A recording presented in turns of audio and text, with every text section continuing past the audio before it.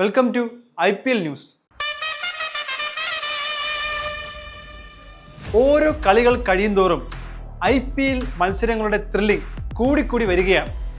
ഇന്നലത്തെ ഗുജറാത്ത് പഞ്ചാബ് പോരാട്ടം അതിനുദാഹരണമാണ്. വിജയം ആർക്ക് വേണമെങ്കിലും മാറി മറിയാവുന്ന സാഹചര്യമായിരുന്നു ഉടനീളം. ഒടുവിൽ പഞ്ചാബ് വിജയികളായി. ഇനി മാച്ചിലേക്ക് വരികയാണെങ്കിൽ പഞ്ചാബ് ക്യാപ്റ്റൻ ശ്രേയസ് അയ്യർ ഉൾപ്പെടെ അക്രമാസക്തമായ ബാറ്റിംഗ് ആയിരുന്നു കാഴ്ചവെച്ചത്. പ്രീനേഷ് ആര്യനും ശ്രേയസ് അയ്യരും നല്ല തുടക്കം നൽകി. നമ്മൾ പ്രതീക്ഷിച്ച ഓസ്ട്രേലിയൻ താരങ്ങളായ മാക്സ്വെൽ 0-ന് മടങ്ങുകയായിരുന്നു. സ്റ്റോയ്നസ് ഒന്ന് തുടങ്ങി വെച്ചെങ്കിലും ഒരു മികച്ച ഇന്നിംഗ്സിലേക്ക് അത് പോയില്ല. എന്നാൽ ക്യാപ്റ്റനായ ശ്രേയസിന്റെ ചെറുത്തുനിൽപ്പ് ഒരു വമ്പൻ ടോട്ടലിലേക്ക് അവരെ എത്തിച്ചു.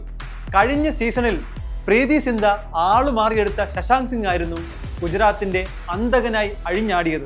ഇത് ഗുജറാത്ത് ക്യാപ്റ്റൻ ഗില്ലിന് കണ്ടു നിൽക്കാനേ കഴിഞ്ഞുള്ളൂ. ഇനി അയ്യരിലേക്ക് വരികയാണെങ്കിൽ ഇന്ത്യൻ ടീമിന് ഏത് ഫോർമാറ്റിലും താൻ തയ്യാറാണെന്ന് തെളിയിക്കുന്നതായിരുന്നു ഇന്നലത്തെ ബാറ്റിംഗ് ഇന്നിംഗ്സ്. എന്ത് മികച്ച ശൈലിയിലാണ് അദ്ദേഹം ബാറ്റ് വീശിയത്.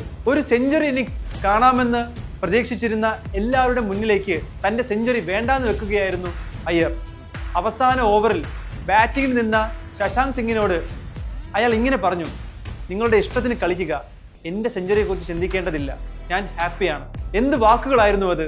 വരും തലമുറയിലെ ക്രിക്കറ്റ് പ്ലെയേഴ്സിന് അതൊരു ഊർജം തന്നെ ആയിരിക്കും. അങ്ങനെ അവർ 243-ൽ അവരുടെ ടോട്ടൽ അവസാനിപ്പിച്ചു. മറുപടി ബാറ്റിംഗ് ഇറങ്ങിയ ഗുജറാത്ത് മെല്ലെ തുടങ്ങിയെങ്കിലും ക്യാപ്റ്റനായ ഗില്ലിന്റെ വിക്കറ്റ് നഷ്ടപ്പെട്ടിട്ടും ഓപ്പണർ സായി സുദർശൻ ഗംഭീര പെർഫോമൻസ് ആയിരുന്നു കാഴ്ചവെച്ചത്. ജോസ് ബട്ട്ലറും റൂദർഫോർഡും അവരുടെ ഇന്നിംഗ്സും എടുത്തു പറയേണ്ടതാണ്. ഒരു ഘട്ടത്തിൽ ഗുജറാത്ത് വിജയിക്കുമെന്ന സാഹചര്യമായിരുന്നു. ഇമ്പാക്ട് പ്ലെയറായി വന്ന റൂദർഫോർഡ് നല്ല പ്രതീക്ഷ നൽകി. അത് ക്യാപ്റ്റൻ ഗില്ലിന്റെ മുഖത്ത് പ്രകടവുമായിരുന്നു.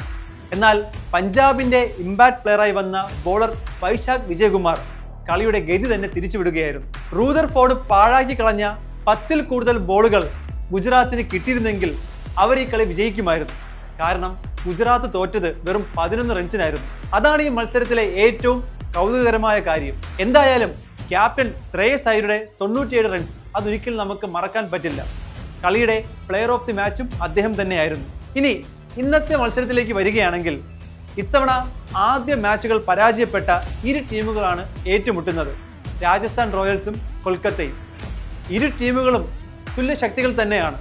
തങ്ങളുടെ തോൽവിയിൽ നിന്നും എന്ത് പാഠമാണ് പഠിച്ചതെന്ന് നമുക്ക് കണ്ടു തന്നെ അറിയാം. ഇന്നത്തെ മത്സരത്തിൽ ആര് ജയിക്കും എന്നാണ് നിങ്ങളുടെ പ്രഡിക്ഷൻ? അത് കമന്റിലൂടെ ഞങ്ങളെ അറിയിക്കും.